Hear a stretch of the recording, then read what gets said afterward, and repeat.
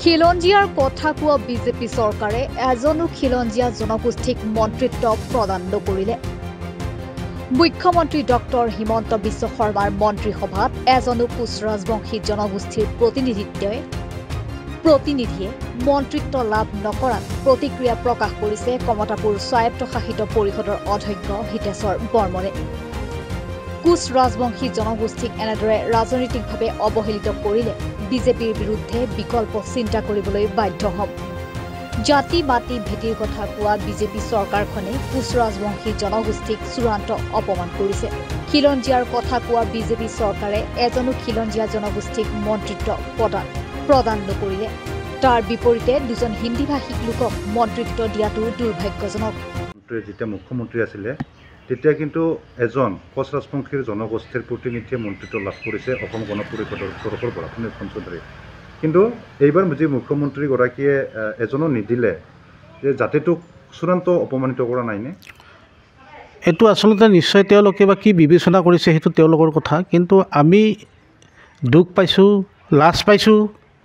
তাৰমানে কোচ ৰাজবংশীসকল বৃহৎ এটা জনসংখ্যা। এই জনসংখ্যাৰ ভিত্তিত আমাক বাৰে বাৰে এনেকৈ আমাক যদি আমাৰ কোনো মন্ত্ৰিত্ব বা আমাৰ যি বিধানসভাত যিখিনি আমাৰ বিধানসভাত যাই পায় তেওঁলোকক যদি কোনো গুৰুত্বই দিয়া নহয়, তেনেহ'লে নিশ্চয় এই বিষয়টো মোৰ নহয়, আচলতে গোটেই জাতিটোৰ এটা লজ্জাজনক বিষয়। আৰু অসমৰ আমি যুগ যুগ ধৰি আমি এই অসমত বাস কৰি আছোঁ, কিন্তু আমি দেখা পাইছোঁ যে আচলতে আমাৰ যিখিনি মন্ত্ৰিত্ব আমাক দিব লাগে, যি বিভাগ আছে সেই বিভাগবিলাকো আমাক আচলতে গুৰুত্বপূৰ্ণভাৱে দিয়া নহয়।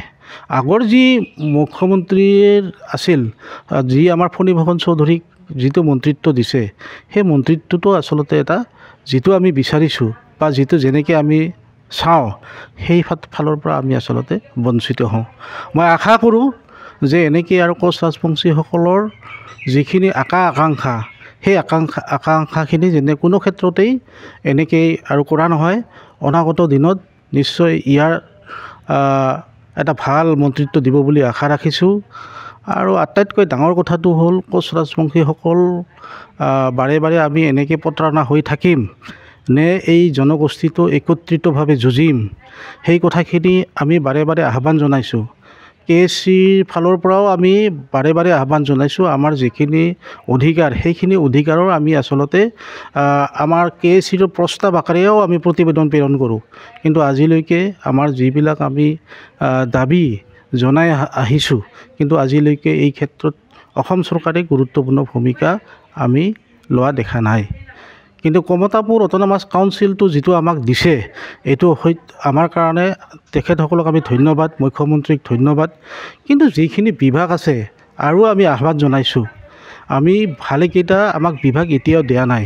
যেনেকৈ কোচ ৰাজবংশীসকলৰ আটাইতকৈ আমি দুৰ্ভোগীয়া এইখিনিয়ে হৈছোঁ, কাৰণ কোচ ৰাজবংশীসকলৰে গোটেইখিনি ইয়াৰ মাটি বাৰী সম্পত্তি কোচ ৰাজবংশীসকলৰে আছিল। কিন্তু যেতিয়া চিলিং এক্টৰ পিছত যিখিনি মাটি বাৰী আমাৰ নাইকিয়া হ'ল, আনকি এতিয়া সেইখিনি এলেকাটো প্ৰব্ৰজনকাৰীসকলে সমাল। কিন্তু আজি পৰ্যন্ত আমাৰ যিখিনি মাটি বাৰীৰ যি অধিকাৰ, সেই অধিকাৰ এতিয়াও আমি বঞ্চিত হৈ আছোঁ। যাৰ কাৰণে কমতাপুৰ অট'নমাছ কাউন্সিলতো এতিয়াও আমাক লেণ্ড ৰাইটটো আমাক এতিয়ালৈকে দিয়া নাই। সেইটোও আমি আশা ৰাখিছোঁ। আচলতে আটাইতকৈ ডাঙৰ কথাটোৱে হ'ল কমতাপুৰ অট'নমাছ কাউন্সিলত লেণ্ড ৰাইটটো দিব লাগে। আৰু দ্বিতীয় কথাটো হ'ল আমি দেখা পাইছোঁ যে কেইদিনমান আগতে কোচ ৰাজবংশীসকলৰ যিটো আচলতে এই মাটিৰ সম্পৰ্কত যিটো আচলতে সেই মাটিৰ যিটো তেওঁলোকে আহি বঙাইগাঁৱত যিটো ঘোষণা কৰি গ'ল যে কোচ ৰাজবংশীসকলৰো এই তালিকাত অন্তৰ্ভুক্ত কৰা হ'ব। যদি তেনেকৈ হয়, আমাৰ যদি তেনেকৈ আমাৰ যিটো পিৰি এটা কৈছে যে 3 পিৰিৰ 6 ডিচেম্বৰত মুখ্যমন্ত্ৰী ডক্টৰ হিমন্ত বিশ্ব শৰ্মাৰ যিখিনি মন্ত্ৰীসভাৰ ৰদবদলত 3টাকৈ জনগোষ্ঠী আহোম, কোচ ৰাজবংশী আৰু আদিবাসীৰ এজনো প্ৰতিনিধিয়ে তাত মন্ত্ৰিত্ব লাভ নকৰিলে। এই ক্ষেত্ৰত KSCৰ অধ্যক্ষ হিচাপে কি প্ৰতিক্ৰিয়া প্ৰকাশ কৰিব? আচলতে এই বিষয়টোত আমি বহু সময়ৰ পৰা আমি ভাবি আছিলোঁ যে এইবাৰ নিশ্চয় যেতিয়াই মন্ত্ৰী ৰদবদল কৰিব, নিশ্চয় ইয়াত কোচ ৰাজবংশীসকলৰ স্থান পাব। আৰু এই সম্পৰ্কত আমাৰ জাতীয় সংগঠনবিলাক বা আমি KSC ফালৰ পৰাও আমি আগতীয়াকৈ আহ্বান জনাইছোঁ অন্ততঃ যদি মন্ত্ৰীসভাৰ যদি ৰদবদল কৰে তেনেহ'লে আমাৰ যিখিনি প্ৰতিনিধি আছে যি 4জন প্ৰতিনিধি আমাৰ আছে তাৰে ভিতৰত আমাক এজন মন্ত্ৰিত্ব আমাক লাগে এইটো আমাৰ অধিকাৰ এইটো আৰু অসমত যিহেতু মন্ত্ৰীসভা গঠন কৰাৰ পৰাই এইটো আমি কৈ থাকোঁ কিন্তু এনেকুৱা হৈ আছে যে আমি প্ৰতিবাৰে আজি নহয় মানে আমি যিমানেইবাৰ দেখিছোঁ আগৰ বিধানসভাবিলাকতো আমি দেখিছোঁ আমাৰ উপযুক্ত মানুহবিলাক থাকে কিন্তু আমাৰ মন্ত্ৰিত্ব আমাক নেদে আনকি মন্ত্ৰিত্বটো কেতিয়াবা দিলেও যিটো বিষয়ববীয়া এটা মানে গুৰুত্বপূৰ্ণ তেনেকুৱা নেদে ঠিক তেনেকৈ এইবাৰ আমি ভাবিছোঁ নিশ্চয় বৰ্তমানৰ যি মুখ্যমন্ত্ৰী মাননীয় হিমন্ত বিশ্ব শৰ্মাদেৱে আমাক নিশ্চয় এইবাৰ আমাক এই কোচ ৰাজবংশীসকলৰ এজন ভাল উপযুক্ত যি 4জন মানুহ আছে তেওঁলোকে উপযুক্তই আৰু তেওঁলোকক নিশ্চয় মন্ত্ৰিত্ব দিব কিন্তু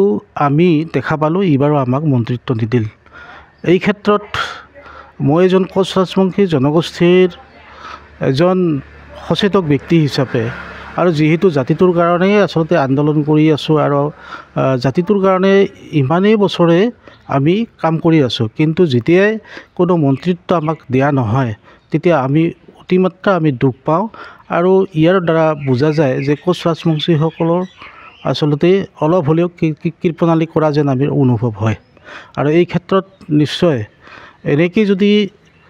এনেকেই থাকে আমাৰ যদি কোনো মন্ত্ৰিত্ব নাপায় তেনেহ'লে নিশ্চয় আমি বুজিম যে কোচ ৰাজবংশীসকলৰ ওপৰত কোনো দৰদী তেওঁলোকৰ নাই আচলতে আমি 3 পিঢ়ি দিয়াটোৱে এটা লজ্জাজনক কথা হৈছে আচলতে এটা পিঢ়িৰ কোনো ক্ষেত্ৰতে হ'ব নালাগে আৰু এইটো আচলতে কোচ ৰাজবংশীসকল ঐতিহাসিকভাৱে ইয়াৰ ভূমিপুত্ৰ আৰু তেওঁলোকে যিটো ঘোষণা কৰি গ'ল বঙাইগাঁৱত ইলেকশ্যনৰ আগমুহূৰ্তত উপনিৰ্বাচনৰ আগমুহূৰ্তত তেওঁলোকে সেইটো আচলতে ঘোষণা কৰিলেই নহ'ব সেইটো আচলতে বিধানসভাত প্ৰস্তাৱ আকাৰে সেইটো প্ৰস্তাৱটো মানে ৰাইজৰ ওচৰত এটা মানে বা প্ৰচাৰ মাধ্যমৰ জৰিয়তে সেইটো প্ৰেৰণ হ'ব লাগে আৰু এই প্ৰস্তাৱটো সকলোৱে জানিব লাগে মহানগৰীত উৎকৃষ্ট হোটেল দ্য ভিলা আদৰ্শপুৰ বাৰ্লিন নম্বৰ 1 কাহিলীপাৰা সৰ্বশিক্ষা অভিযানৰ কাৰ্যালয়ৰ কাষতে হোটেল দ্য ভিলাত আছে উৎকৃষ্ট মানৰ সা-সুবিধা য'ত আছে আটকধুনীয়া কোঠা লগতে পাব লাক্সাৰি সুইট আৰু ডিলাক্স ৰুম তদুপৰি ৰেষ্টুৰেণ্টত পাব আপোনাৰ মন পছন্দৰ সুস্বাদু খাদ্য আৰু পাব বাৰ আৰু সুইমিং পুল দ্য ভিলাত পাব আপুনি নৈসংগিক পৰিৱেশ আৰু সুস্বাদু খাদ্যৰ সম্ভাৰ